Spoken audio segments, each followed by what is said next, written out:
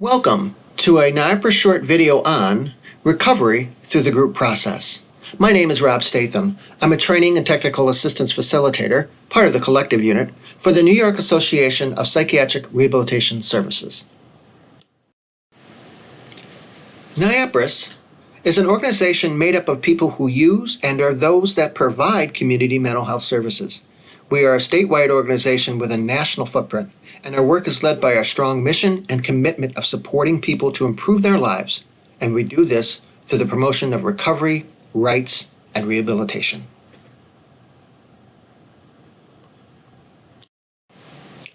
I have over 20 years of experience in the fields of mental health recovery, supported employment, and successful engagement practices.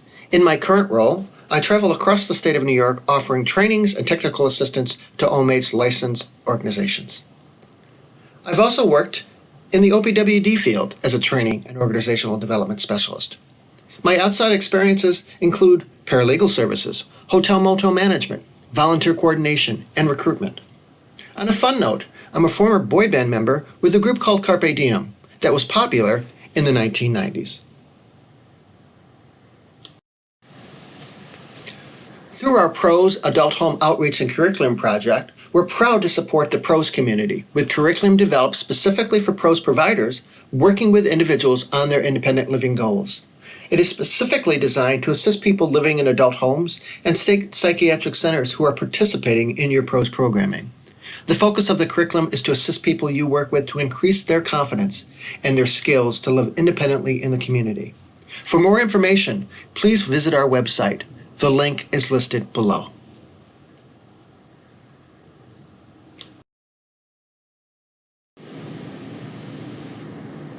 Here are the learning objectives for today's training. To understand how recovery and the group process work together. To define typical member roles and embrace difference among members. To identify the stages of the group process. And finally, review the work skills necessary to run successful groups.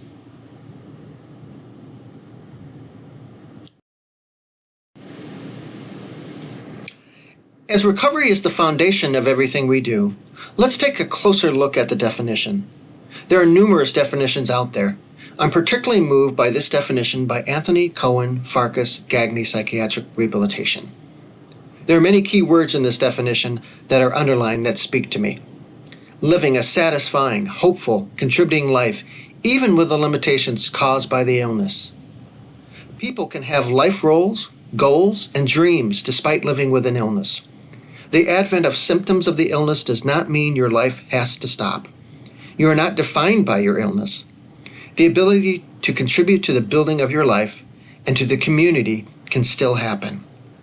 Finding meaning and purpose in your life goes beyond the effects of mental illness. This is such a liberating and hopeful message. The fact that recovery is a personal and unique process allows for the freedom to make recovery your own.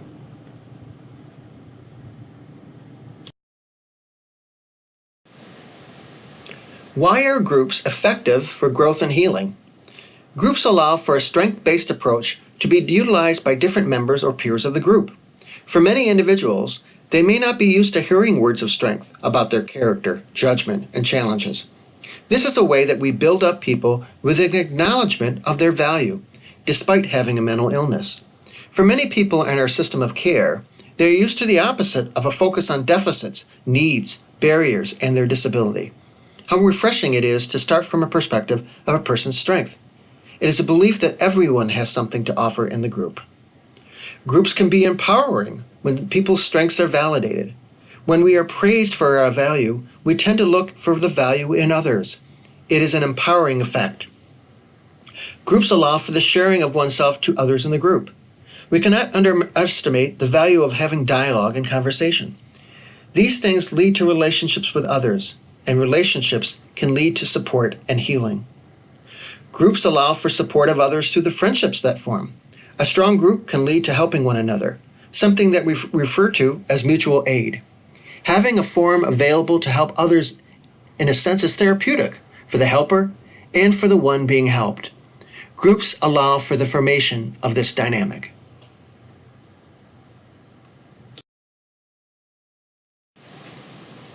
Let's take a look at a definition of group work.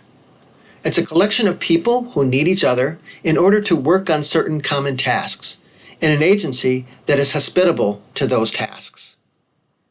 What do you think about this definition? What are your own experiences in being in and working in groups? What makes this a positive or negative experience? At this time, please pause the video and reflect on these questions. You may want to add additional bullet points to reflect on as well. When you are finished, please restart the video.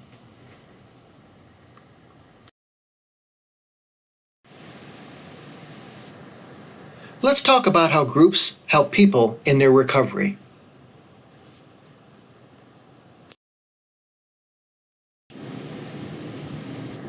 It all begins with group work values. If you think about 12-step groups and how they become so popular, it is all about people in recovery helping others in their recovery. Sharing experiences, feeling less isolated and alone with what you are going through, and discovering the realization that others may be going through similar circumstances helps you feel less secluded. Identifying with others, particularly with peers. See, some people tend to be more open to receiving assistance from a peer. We've talked about the importance of mutual aid and the benefits of this concept. Being able to help others who are not as far along in their recovery is also tremendously therapeutic for the helpers in their own recovery. It is a mutual exchange. Human beings like to be able to be supportive. It gives them meaning and purpose. Think about what we all do here for a living. It is the same for people we work with. Being in a group also allows people to develop social skills by testing out different social roles. They can move from being a leader, a giver, and a receiver of help. We all feel a human need to belong to something. That can be a family, culture, or for our discussion today, a group. There is a human need to be accepted, and groups allow this to occur. And finally, there is strength in numbers. Through group work, people experience an influence that they may not feel by themselves.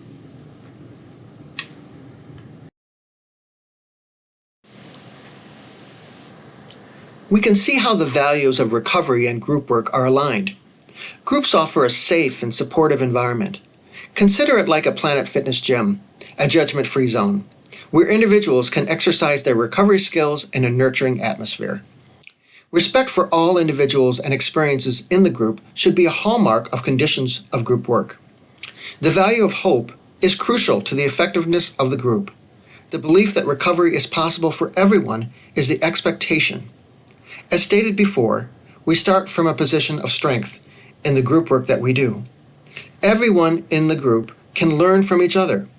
Everyone has something to offer that can motivate, teach, and inspire others. It's just like in life. We just don't learn in colleges and schools. We learn through our life experiences. There is great responsibility and pride in sharing our life experiences, advice, and education in the group. Individuals may learn the art of self-advocacy as their confidence grows and become more apt at encouraging and supporting themselves. The general principle of mutual aid and support from the group allows for healing space for all to grow and develop.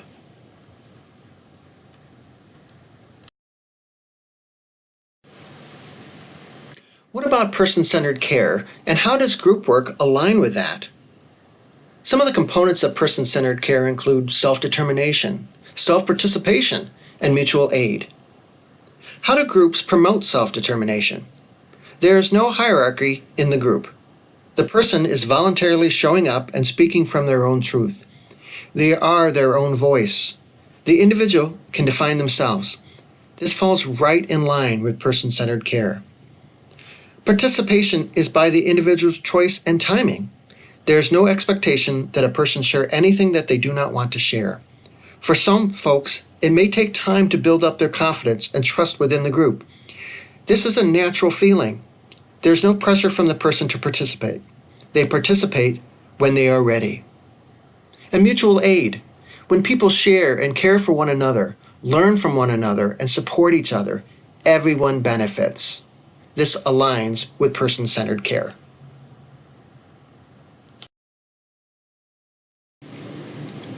Let's focus on the role of the group facilitator. There are many roles that you will play as the group facilitator. including acting as the initial guide of the group through the process of the work being done.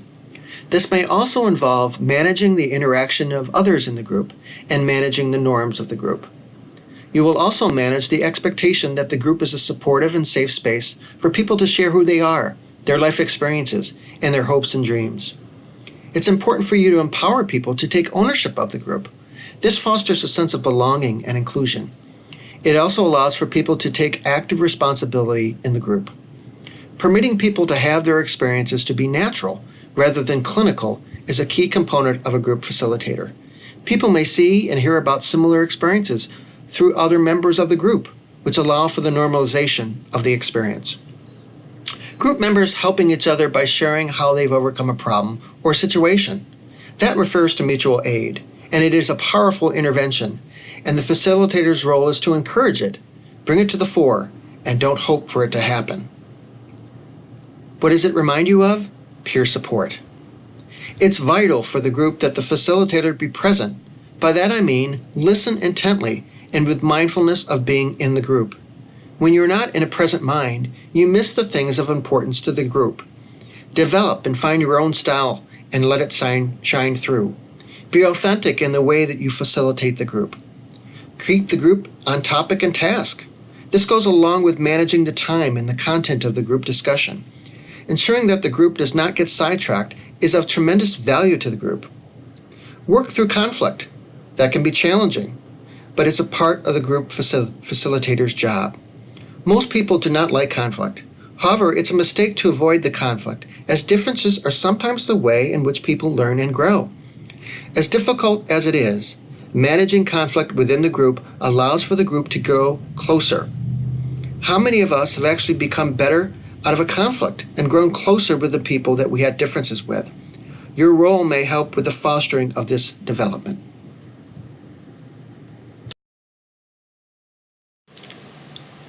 Here are some qualities of a leader and a facilitator. Let's compare and contrast both roles. Under a leader, the person is in charge, has an agenda, and people generally follow. A facilitator guides, supports, with humility and genuineness. Either label of a leader or facilitator can be too controlling or passive. The idea is to seek the middle ground and empower the group members to find their place. There are times when I must be the leader, and I'm comfortable with that. And at times, the group will need you to be the leader, especially when it comes to bringing the group back to its purpose and to keep it a safe space for sharing and being heard, and enforcing the group norms. But many group members will have the opportunity to be the leader, not necessarily purposefully, but naturally, as people find their comfort zones and their natural skills come forward. Assuming control or sharing power and allowing others to emerge as leaders. This type of person is secure enough in him or herself to let others take control. The truth is, we have to be both. We have to be agile, sometimes to be the mother and be nurturing, and other times to be the commander, like a stealthy ninja. It all depends on the stages of the group and what the individuals in the group need as to where and when we wear the hat of the facilitator or the hat of a leader. The members of a group may take on different roles, and each person's role may change throughout their journey. Just like in real life or in any social context, some social roles may be more complementary and some may cause conflict or be challenging to reconcile. The roles are broken down into 3 distinct groups: relationship-oriented roles, such as a harmonizer, gatekeeper, encourager, observer, and commentator, to self-oriented roles like avoider, help seeker, and blocker-dominator, to finally task-oriented roles with examples such as initiator, informer, summarizer, to reality tester. These roles will occur naturally based on the comfort level, personality, and past experiences of each participant.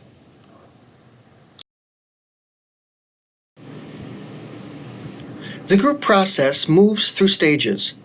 A group is a living and dynamic entity. It could progress from an early stage to a mature phase, independent of the nature of the group or of the task it must perform. Let's start with forming. This is the initial orientation period. The team is unsure about what it is it's supposed to do, and members do not know each other well or are not yet familiar with the way that the group leader and other members function. This stage is complete when the members begin to see themselves as a part of the group. Storming. This is the sorting out period where members begin to find their place as group members. The group members now feel more comfortable giving their opinion and challenging the team leader's authority and recommendations. Some members may become dissatisfied and challenge not only the tasks of the team and how these will be carried out, but also the leader's role and style of the leadership. This is the start of intra-group conflicts. Norming. Group members begin to use their past experiences to solve their problems and pull together as a cohesive group. This process should result in a team establishing procedures for handling conflicts, decisions, and methods to accomplish their team projects. Performing. In this phase, the team has achieved harmony, defined its tasks, worked out its relationships, and has started producing results. Leadership is provided by the team members best suited for the task at hand. Members have learned how to work together to manage conflict and contribute their resources to meet the team's purposes. And finally, adjourning.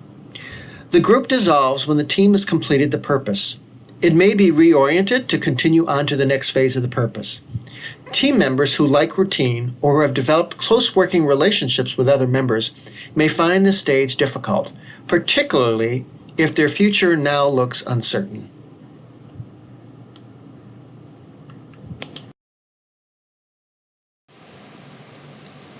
There is tremendous value in pre-planning and an emphasis on quality. Feeling adequately prepared will help you to become confident. How many of us ever remember not being prepared for an exam or going on a family vacation before GPS and not planning the route ahead of time? Do you recall the feelings of anxiety, confusion, anger, and your blood pressure rising in these instances? Our best defense against these feelings is to be prepared. Planning will assist in the meeting of the participants' needs. Have you ever been in a group that had no relevance to your needs? You most likely did not feel like participating in such a group. Having the group members participate in group planning will increase their motivation to show up and be involved in it. They will take ownership in the group, feel as if it is theirs, and that their voice matters. This will increase the likelihood of having them as active participants. When you have group buy-in, you'll have better outcomes for members. When you are prepared, it will actually increase your confidence in the material you are presenting. When individuals in the group respond to the material and curriculum you have provided, it should fuel you and fill up your self-confidence. Quality pre-planning will lead to positive outcomes for participants. People will feel compelled to actively participate in the group because your planning has offered something that is of value to each member. When each member finds value in something, they work harder on achieving the group and personal outcomes. And we know now that as members attain their goals, agencies thrive as their goals are now aligned with our mission.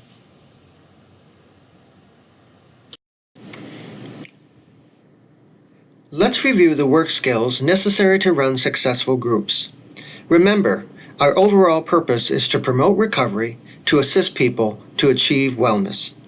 Share these skills with everyone for all to develop. Deliver these skills while maintaining the values of recovery and person-centered care. The work of Ruth Middleman and Gail Goldberg Woods in their 1990 Skills for Direct Practice in Social Work lists an ample amount of the skills needed to do this work. The list of skills is daunting. Don't get overwhelmed by this. Each group of skills should build upon each other. I would imagine that some of these skills you already have, whether you have been trained or by natural intuition. The skills include group work skills, setting the stage, dealing with feelings, building a group, perception skills, and facilitating the group's work.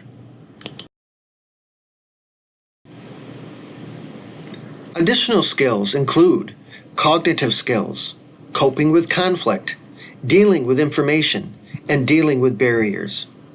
While some of the skills mentioned may seem rather ordinary, it is important to recognize how these skills are used. Here are a couple of points and/or questions to note when utilizing these skills. What is the impression you make upon the person you are working with? Are you using language that the person understands? Are you comfortable with speaking in public? People in the group will hear and see what you have to say. You must also learn the importance of the words, "I don't know." The impact of letting others in the group know that you do not have all the answers makes you human to them and does not set you apart. Now, let's take a look at some skill scenarios from the groups above.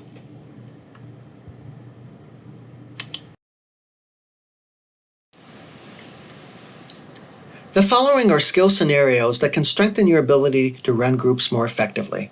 Let's begin with reaching for feeling. How would you reach for feeling in a group? Simply ask the question, is anyone else feeling this way? Why would you ask that? To open the group to the power of mutual aid and foster cohesiveness.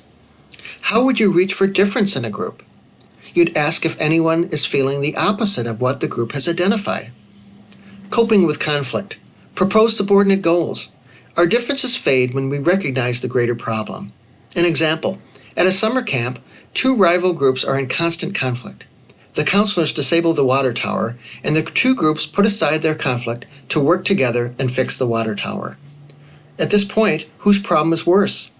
When we challenge each other's recovery, all of our ability to recover is limited. Aren't we all here to get better? Dealing with barriers refers to purpose. Groups sometimes have a habit of going off topic, either purposely or by accident. A group may suddenly find themselves talking about politics or about the Kardashians instead of the initial subject of the group. An example, isn't it interesting that we're talking about this instead of what we said we would talk about? Is this really where we want to go? Practicing and preparing for those scenarios and others will make you stronger in developing the skill set to guide groups.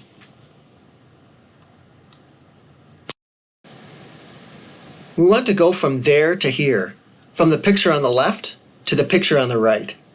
We can take it from being potentially painful and/or dreading it to being fun and inspiring. Group work can be rewarding for all participants and for you. Thank you for taking the time to watch this webinar. We hope it has been helpful for you. As a part of the NYAPRS Collective program, we are a team dedicated to increasing organizational and program-level systems transformation among OMATE's licensed and funded programs through on-site training and technical assistance. We travel around New York State providing training and technical assistance services. We find that interacting with staff face-to-face is extremely valuable in that it creates an optimal learning environment. We can engage people in an experience that allows for flexibility and creativity. The Collective works with providers to assist you in implementing recovery-oriented practices. We create a learning environment that challenges mindset, strengthens skills, and builds a foundation for recovery through the partnering of practitioners and the people who receive services. Our training and technical assistance initiatives are offered at your site and are individualized to meet your specific program needs. Our team covers multiple regions of the state. For more information, or if you are interested in the full version of this topic, or our over 30 trainings on various topics, please contact the Regional NYAPRS Training and Technical Assistance Facilitator located on the screen.